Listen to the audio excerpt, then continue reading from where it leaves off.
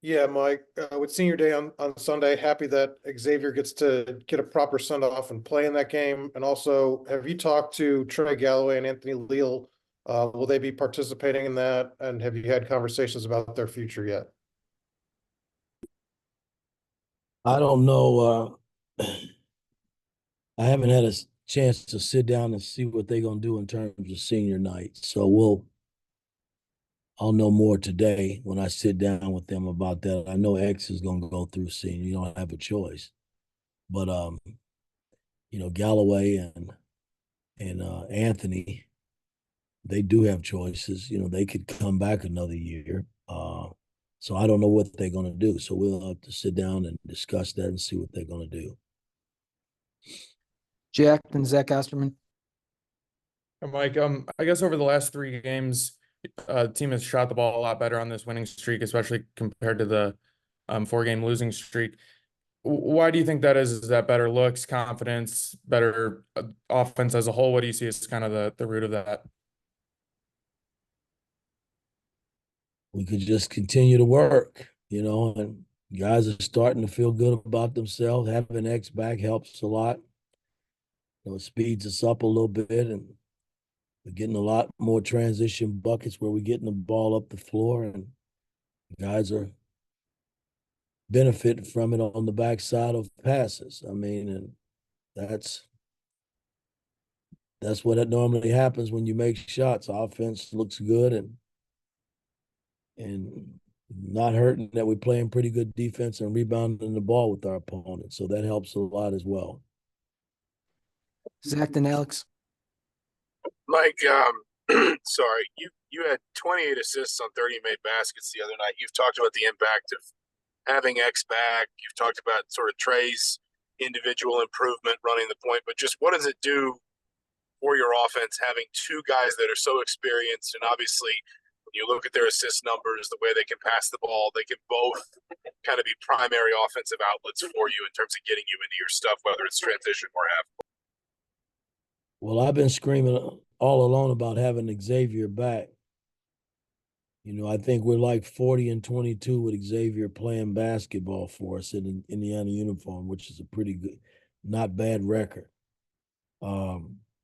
He's missed a lot of basketball since he's been here, and we didn't bring him in here to be on the sideline. And unfortunately for him, he's had the injuries and we've suffered somewhat from it because he is a veteran point guard. Gallo is just starting to come into his own. It's, what you expect because he's a senior. He's not a freshman or sophomore anymore. He's a senior. So I've been harping, I expect that from him. I want him to do that. And he's been playing extremely well here as of late. But it helps a lot when you're making shots on the back end of passes. That's what offense is. You don't pass the ball to somebody for them to miss shots or miss layups or miss free throws. It all goes hand in hand in being a good offensive team. Alex and Mike Schumann.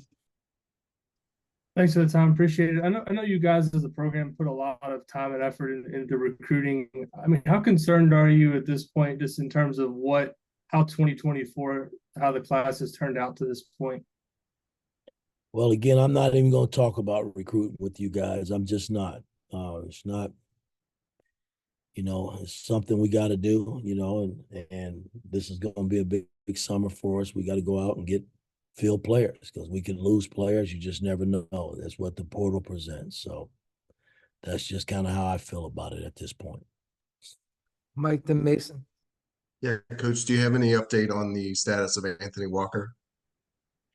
Well, his MRI checked out pretty well. I don't know the status of him being able to practice today.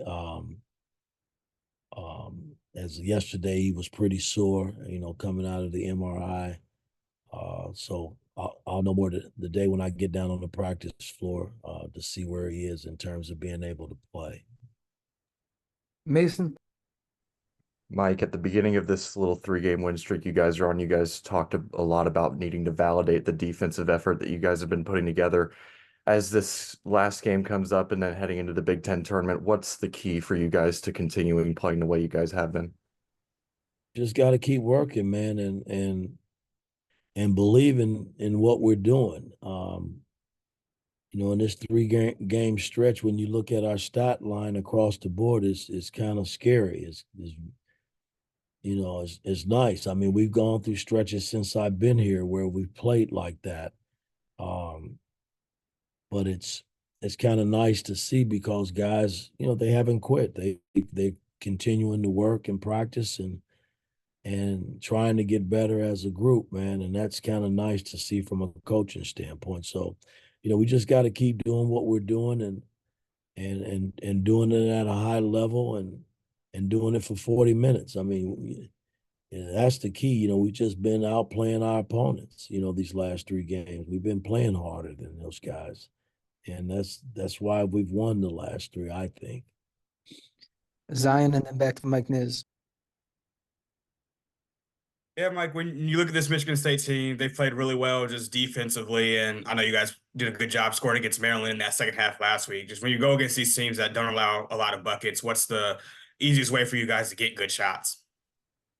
Well, again, I mean, we just got to just keep executing and doing what we've been doing here as of late. And we got to let our defense create offense for us. I mean, that's something that we've done too here of late.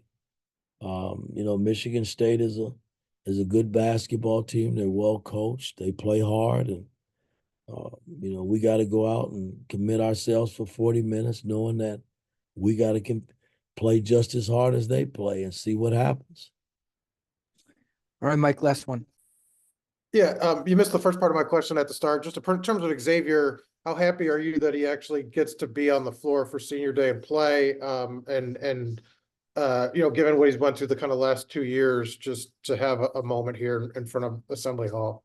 No, it's special. It should be special for him. I mean, when you put 4 years, he's been 5, 6 years in college, a long time, playing this sport, man. And now you wind down and come to the end of your college career, man. It's a special night for him. And, I couldn't be more proud and more happier for X because X has gone through a lot, man. I mean, from the time I got him, I coached him, hard. I was tough on X, man, and X, he wanted to give you all he could give you, and the injuries just set in, and he just wasn't able to be on the floor a lot. And so this should be a special night for him and his family, man, because now he's got to figure out, once he leaves here, where, what's next. I mean, that's the beauty about playing sports and getting an education.